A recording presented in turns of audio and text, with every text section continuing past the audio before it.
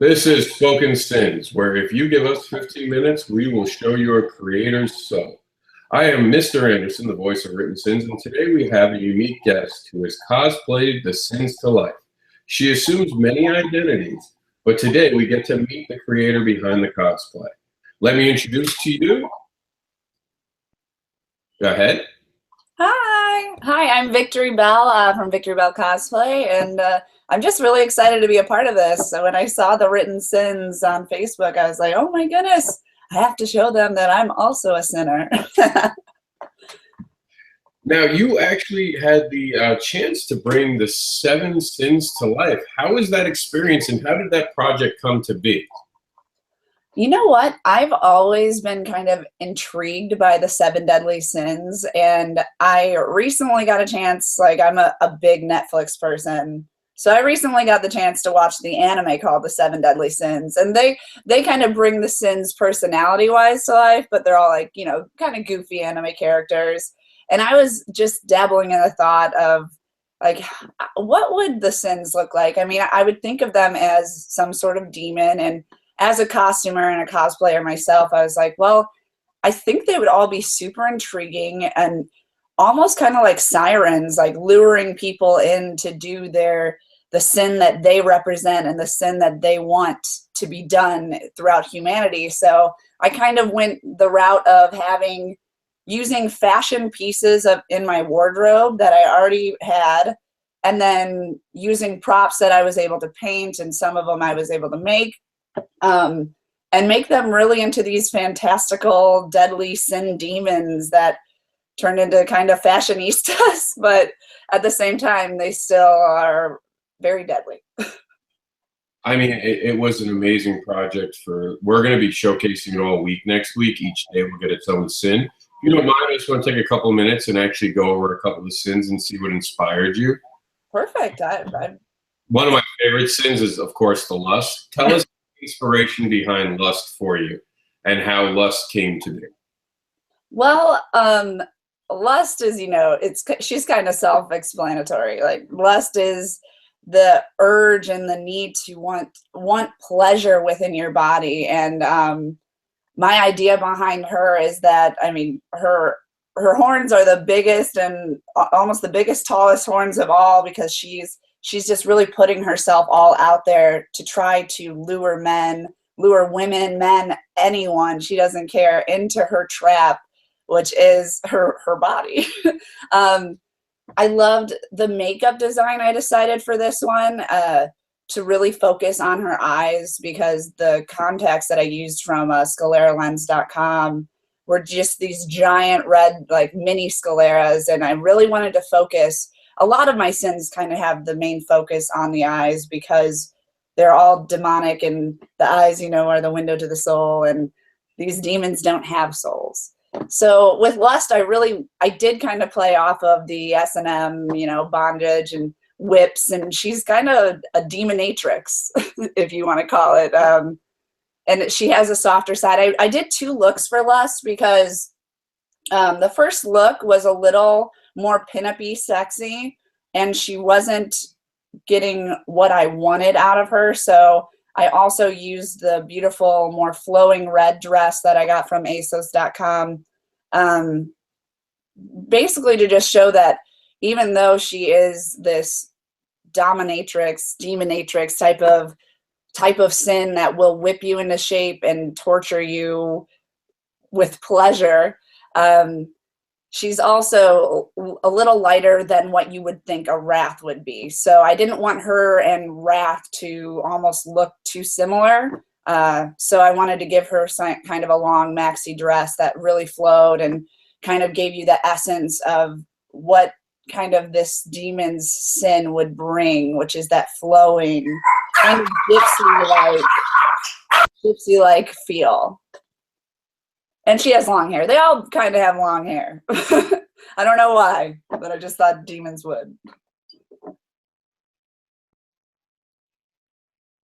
That makes sense. Now, for the next one we had, my dog is going crazy. Apparently, he likes the cosplay too. It's okay. I sometimes have birds in the background of my videos, so I'm like, ah, shush, shush, shush, shush. But I was able to put myself in a different room for once, but I was thinking, but you never know. Animals don't care. No, they do not. For the deadly sin envy, how did you go about coming about that? The first time I saw it, I actually thought of the Aquaman movie coming out soon. You looked a lot like, what was her name? I'm going to get in so much trouble for not knowing. Aquaman's wife. Yeah. Oh my goodness. Melina? Um, I'm repping Marvel here, but I really like DC, so my bad too. I feel like I should know this. But yeah, I could definitely see that. I was kind of going for a scale look. So if it came out a little mermaidy, I could see where that is. Envy to me, when I think of envy, I do think of like snake in the grass, like you never know when she's gonna strike type of thing. And obviously her costume was really focused a lot on the legs, and just her makeup isn't as beautiful as the other sins. It's more creature, and her horns are actually more creature. And I was flirting with the alien design. I didn't want it to look alien-y, but I was like, is it going alien? I don't know. But I actually have jewelry that shows a snake to try to, keen in that's what I was going for. And snakes are really biblical, and not that I wanted my sins to seem like biblical, but the 7 deadly sins come from the Bible. So I kind of try to stay true to some form of the originality of it. But she's just, it's envy. So she's never happy with herself. She's never satisfied, and she's not the prettiest of the sins, but she tries really, really hard. And yeah, the dress was from a Chicago boutique called Akira. And I basically just wanted it to look as if I was a scaly snake type of creature, a snake demon, almost like a Gorgon. If you know some of the demons within the like Magic the Gathering and other fandoms, Gorgons kind of use the snakes and almost like a Medusa type of character, but just very scaly, not the most attractive sin, but she went all legs. I don't see anything wrong with her. I think you really nailed it at that point. The Gluttony one I found very interesting. Walk us through Gluttony, if you wouldn't mind.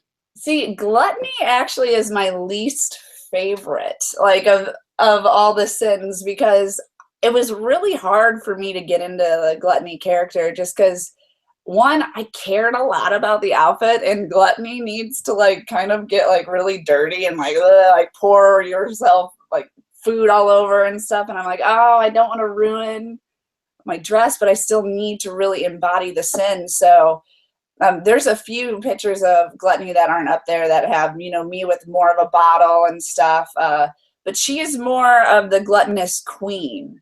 So she's more of a take of a queen and a monarch type of character who just is gluttonous with everything, not just eating, gluttonous with all of her jewelry. She's blinged out, huge dress, huge puffy Cinderella type dress, always has her wine bottle, always has her wine all the way filled up, because she just is over the top with everything.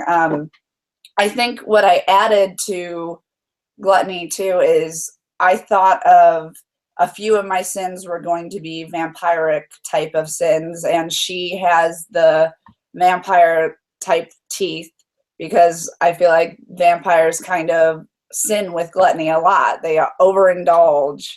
I've tried to focus on some sort of demonic creature in each one of these. Lust also was kind of a vampire type of character. She had the teeth as well, but Gluttony it's a beautiful dress. I loved the dress that I was able to put together for this.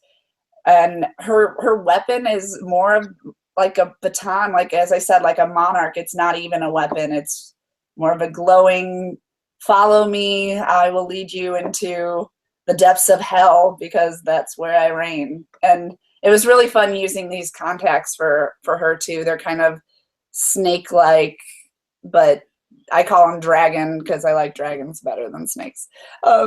and they could open up type of thing and just devour your soul. So that was kind of my take on her, was she was more of a monarchy type of demon. I thought of Dragon 2 when I saw the eyes. I was like, oh, that looks like a dragon. There we go. As long as it's the dragon, I'm happy. Yeah, to me, it came up as a dragon more than anything else. But the next one we have on our list today is, if I can get the screen to for me. We have all these nice friends you have. The next one today we have is Pride. Now, Pride's an interesting sin. That one's was that the hardest one to get, I would assume? Yeah. It definitely, because pride, some people don't think of pride as a sin. Some people think of it as vanity, but pride and vanity are the same sin, and they're just kind of interchangeable. A lot of the sins are represented by coloration, and I didn't stay completely true to all of my colorations just because I needed them to be as different as possible. I mean, Gluttony is orange. I kind of did a more salmon. Lust is pink. Pride / vanity is purple. That's why we tinted some of the photos. By the way, my photographer here, it was all one photographer for this 3-day weekend, which his company is Photocon. Oh, boom, there he is. That's awesome. Yeah, Joe was my photographer. He's the owner and creator of Photocon. He goes to conventions and basically will shoot someone's cosplay and put them into an amazing background. Like you see in the picture up there is that I was Wonder Woman with the POW in the background and stuff. So it's really cool what he can do. And I met him and he wanted to do this with me. I told him kind of my idea of, let's do 8 costumes in one weekend. He kind of got wide-eyed like, okay. And it just happened, and he was amazing. And I loved his work on Pride because we didn't really have that much magenta and purples to work with. So getting that tint onto Pride really made the pictures a little more in depth, felt the sin a little harder. I mean, Pride in general, all the poses are kind of chin up, I'm better than you type of thing. And I thought it was kind of fun to, instead of doing typical horns, to do antlers for her, just because I feel like she's a female, but she has deer buck type antlers that bucks kind of represent their nobility. And like when deer have the bigger antlers, it means it's the tougher, older, more, more seasoned buck. And she has her antlers to represent that she has the biggest rack, excuse my terminology, but she's just representing herself. And I also thought the color white really isn't really always the most attractive thing to wear, but it's, as a person who does fashion too, I'm like, it's ballsy to wear a full white suit. And I think somebody who was very prideful would definitely do something like that. Like, I don't care, I'm wearing all white. And so that's kind of where I was going with that. I'm like, this is a crazy outfit, but I think somebody who's obsessed with themselves and obsessed with their own ego, which that's obviously Pride is ego. And she has an overwhelming ego. She's the diva of sins. Yes. I mean, it's the biggest, and it's the sin of all sins. So I guess she has to be that way. Makes sense. Now, just going back to your photographer, actually he's very impressive in some of the techniques that he used for certain. Just like, how long did it take the editing process? Like, were there any reshoots? Did you guys just the one day, the weekend, and that was it, or were there things yet? Because I noticed on one of these pictures right here, the glowing on the orb. Like, were you part of that process, or did you get to see these all finally done and were just like, wow? I definitely think that this was the first time we ever worked together, and we decided to do like 40 hours of work and at once type of thing. So we had no reshoots. We did 3 full days of shooting in one weekend. it was really my project that Joe, hopped onto. So he really wanted me involved in every single step because I'm also a super picky and awful model that likes to be like, I didn't like that. What's that? What's going on there? So we were able to, in the studio we shot in, we had a huge, like 50-foot screen TV that all the pictures were popping up behind Joe so that I could also see, and because we were only two people, and most people who do photo shoots realize, like, they know, like, only having two people, the model and the photographer, you're really kind of shooting in the dark. So we wanted to add that third eye by having that huge screen. And so when his pictures popped up, I also got to see it, and we could decide right there, okay, I need you to move your hips. I need this, or I would be like, hey, maybe we should do this angle. It was really a team effort. And I mean, his editing process, I wasn't standing behind him.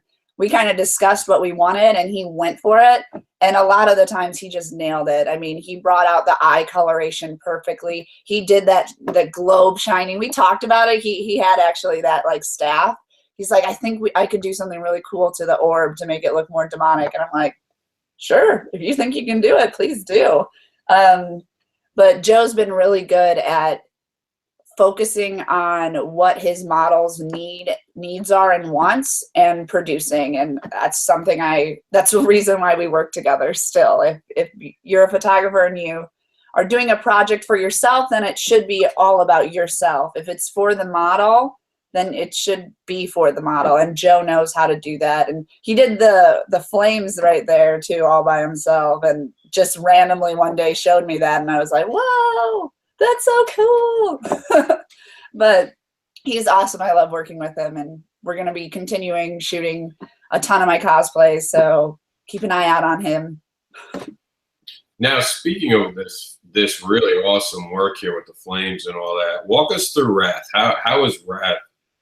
Wrath is fun. I love Wrath. I was thinking when I wanted to do Wrath, everybody kind of got like a pretty dress type of look. And for Wrath, I'm like, no, Wrath is a warrior. Wrath is a killer. Her like little backstory. I like to have little backstories on everyone. Like she basically can reproduce any weapon and like summon it from hell.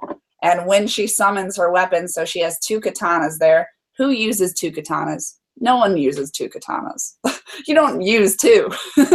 But I just wanted to get ridiculous with her. I have two like gladiator swords in some other scene, in some other pictures. But basically she can summon weapons from hell, and with that summoning, the flames of hell gets let out, and she doesn't get hurt by the flames of hell because she's from hell, but everybody else does. So when she gets on the scene, she's just a killer.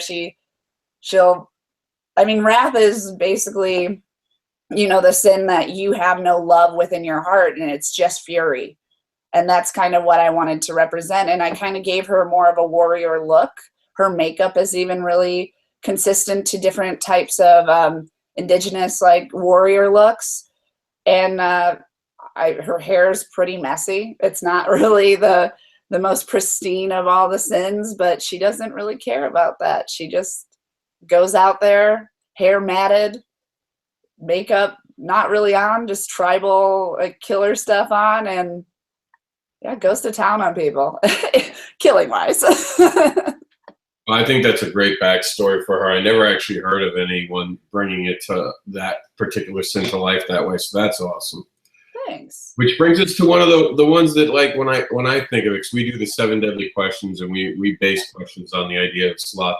When you came up with Sloth, this is like not something I would have expected. I was actually very curious why you went so colorful with Sloth.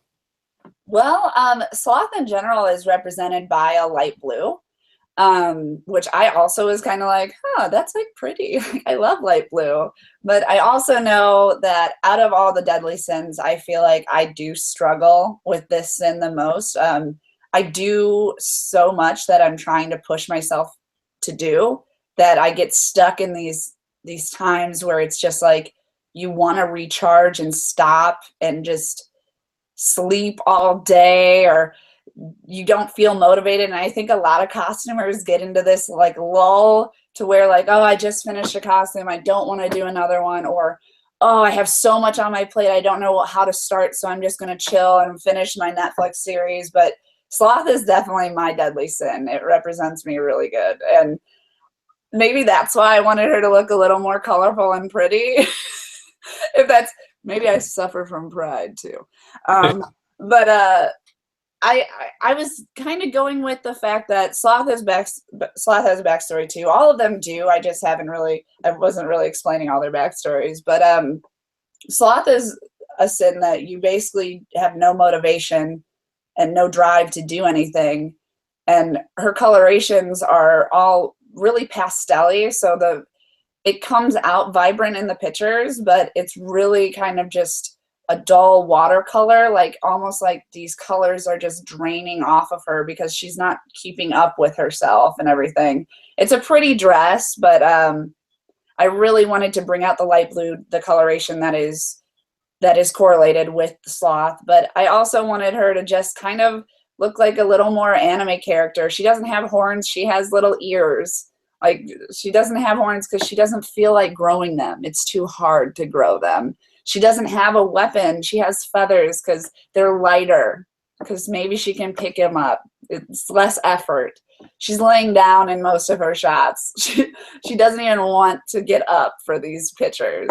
So, and it's just, I thought it was a cool touch to have her have two different eye colors and everything, kind of a clairvoyancy or whatnot. It was just interesting. It was fun to try to make Sloth a little more pretty than most people kind of give. When I looked up Sloth and looked up like different people's renditions of them, they were really kind of gross. Like, they were really just like almost no makeup, but just like face paint. And I was like, I can see why, but I felt like her makeup should just be lazy and just not as vibrant as the others. But she's still, she still has a job to do. She has to get her sin across humanity. And I feel like she does it through like scents and stuff, and makes people almost like a drug. She's like a drug that you breathe in and you just want to melt into your couch, melt into the thing, and just your motivation is gone. And just by her presence. So she doesn't really have to do much because her sin is just transmuted throughout the air. It's just really cool like that. I don't know. I don't know if my like backstories even make any sense, or like if. No, I think you're nailing it actually, because I dealt with running written sins. We deal with sins a lot.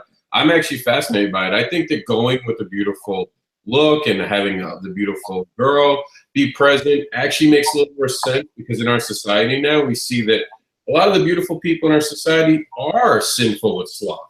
So I think you nailed it. Oh yeah. I mean, I'm definitely a sloth sinner. Yeah. It was actually really funny to look Sloth up too, because like I was like, oh, like sloth makeup, because I like to, Google my ideas, and a lot of the makeup actually was a real sloth.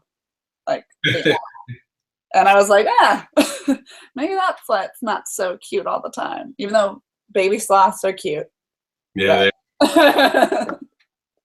Now that brings us to our last sin on the list, greed. Now, greed, I think you really nailed this one. I was like so impressed by the digital add-ons and the glow that comes off of it. Just walk us through this one. This is very beautiful and very stunning. Thank you. Greed has more of like the ram type of horns. I thought it was kind of cool to have her have bigger horns, but they don't go out because they need to come back to her, because everything is about her and wanting more and possession. Her weapon is her nails, those nail type of like knives that you see in that picture. They're still blinged out and beautiful and shiny, because she cares about that. But her weapons are her own hands and possession of things. She's grabby, she wants everything, and she influences like thievery. She makes people do that. She's less of a temptation and more of a physical, kind of like how wrath would be more of a physical sin. And I added this mask on because, oh man, I am going to flub her name. I actually have a person who makes masks for me, and I'm really excited to work with her again. Eliza, I don't know her last name off the hand, but she works in the con scene and she does beautiful masks. And she was able to make me this gorgeous mask for a masquerade I hosted in St. Louis in December for one of my friends' birthday. And it was an awesome event, really fun. And I introduced this outfit actually at the event. I didn't know at the time that I wanted to use it for the 7 Deadly Sins last December, but once the idea came to me and I had this gold, shiny, coin-like dress dripping in gold, I was like, oh, that's greed. That's just 110% greed. She even has like the Wonder Woman bracers of gold versus silver, and her hair is even obviously dyed bleach blonde. She's not a bleach blonde, but she needs it to be shiny and gold, so she'll dye it bleach blonde. And basically, yeah, she influences people to be the worst type of people and take from others instead of give. So also an awful sin. Not the worst of the sins, if that is even allowed to be said. But I definitely think that she's not the worst, but she's still a deadly sin. So what do you think the worst sin is? If you have to line them up, what's the worst sin to have as a person? I think the worst sin is definitely pride, because pride is hard to overcome, and it's an ego type of thing, and almost all the sins can be trickled down to having some sort of egotistical viewpoint and an enlarged ego. If that's explained in like, I think you have an enlarged ego, sir. You might need to check that. But I just think pride in general is the worst one, and I think people suffer from it all the time, especially in the entertainment business and in the con scene, everything, because everybody is going for a goal. I mean, pride can cause envy. Pride can cause gluttony and greed and all that. So I feel like that's why it's considered the worst sin, and it's the sin of all sins because it trickles down and it causes all of them. That actually makes a lot of sense. Now, we're going to have this all over our site for starting next week. We look forward to showcasing all of your events. Just tell us a couple events that you're going to be going to in the near future where people can visit you. Yeah, the most recent one, or the one that's coming up in about a week, yeah, exactly a week, is St. Louis Wizard World. Myself and another a host of Geeks Plus Nerds podcast are going to be hosting a panel on Stranger Things 2 at the St. Louis Wizard World. So if anyone wants to come out, it's going to be Saturday. Most likely it's going to start around 4:15 and go to about 5:30-ish. We're kind of messing with the time still, so we're not for sure. It's not like down pat yet. But now that a few guests or a few of the actors from Stranger Things have committed to come to St. Louis Wizard World, we're really excited that we're already hosting the panel, and it's going to be really exciting. We hope people come and want to participate in what they think is going to happen in Stranger Things 2. What's the new monster? What's next? What is 11 coming back? We don't know. And it's kind of just a way that everybody can flirt around with ideas before the big release in October. But I'm also going to be hosting an event after Wizard World. So it's almost after their event. It's going to be the post-con party at the Crack Fox, which is kind of an underground bar, an underground fetishy gothic. Really cool. It hosts drag events. It hosts burlesque events all the time. And now I'm really excited to be one of the first costumers, Victori Belle, hosting a costuming event after the con that's free. And if you're not in costume, it doesn't matter. Please come out. If you're in the St. Louis area, we would love everybody to come out. It's all over Facebook. So if you follow me on Facebook or Instagram or anything, you'll be seeing the Crack Box and Victori Belle pop up. And if you guys want to come out, it's of course 21 and over because it is a bar and it's going to go late into the night. It could go till 2:30 in the morning. So we don't want any kids there. But it's going to be really fun. So that's Wizard World. April's really busy for me, which is really fun. But I'm going to be in Indiana the following weekend for Indiana Comic Con, with the Age of Geeks. Rob Fury, their president, invited me to be one of the guest judges for Indiana Comic Con's event costume contest, which is super exciting. And then the week after, I don't have to travel because Chicago is hosting a huge event called C2E2, which I hope people know about. Maybe they don't. But C2E2 is going to be at McCormick Place, downtown Chicago, and I'm going to be a featured cosplayer there with Age of Geeks again. So please check me out. I mean, the next 3 weeks, I'm going to be traveling all over the Midwest, and I would love to see people. I'd love to talk Sin Talk with you and anything, really. I'm usually kind of just there to spout my opinions and hear more other people's opinions. Now, that's interesting you say that. Like, talking with the general public, this is one thing that we've heard a lot with the newer programs that they're providing, that cosplay is not consent and all that. For the viewing audience, like, what are compliments they should be using versus what they shouldn't be using? And, you know, obviously the no touching rule with asking permission, but I think they still, I see a lot of cosplayers still getting called things that aren't really appropriate. So what would you consider to be appropriate compliments? I think if you focus on the costume versus the person is a really, really big, good tip. So if you're going to say your boobs look nice in that, it comes off like, why did you talk about a body part? You just, you just dehumanized me.